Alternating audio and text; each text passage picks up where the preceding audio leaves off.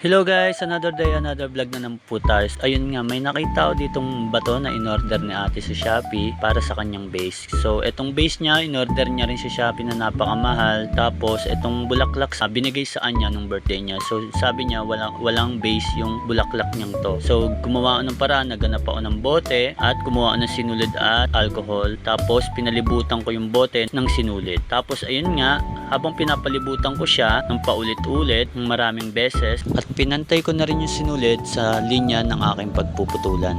Kailangan talaga pantayin yung sinulid para pantay din yung hati ng bote. So ayan nga, at pagkatapos ko nga siyang ipantay, agad-agad ko rin nilagyan ng alcohol at kinalat sa may parte ng bote na may sinulid. At agad-agad ko na rin siyang sinindihan, ngunit palpak siya, hindi siya umaapoy. Kaya ang ginawa ko, nagtry ulit ako.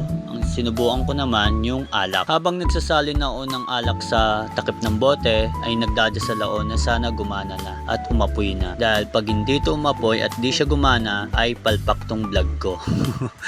So ayun nga, sinindahan ko na rin agad-agad at nagantay ako na nagantay, sinubukan ko ng sinubukan, ngunit talagang ayaw niyang umapoy. Kaya ang ginawa ko, naghanap ako ng gas para yun naman ay aking subukan. So sa awa ng Diyos, nakahanap naman ako sa likod ng bahay at agad-agad ko na nga sinubukan.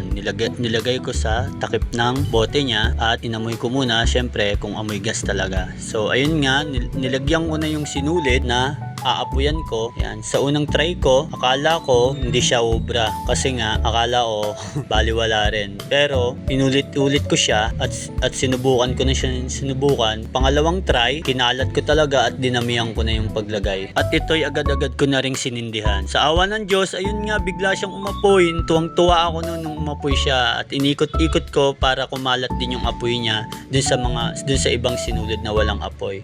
So inikot-ikot ko lang siya, pinasunog ko lang yung sinulid para kung sa ganon ay ilublob ko na agad siya sa tubig. At ayan nga, nilublob ko na siya sa tubig at wala! Talagang effective siya na putol ang bote.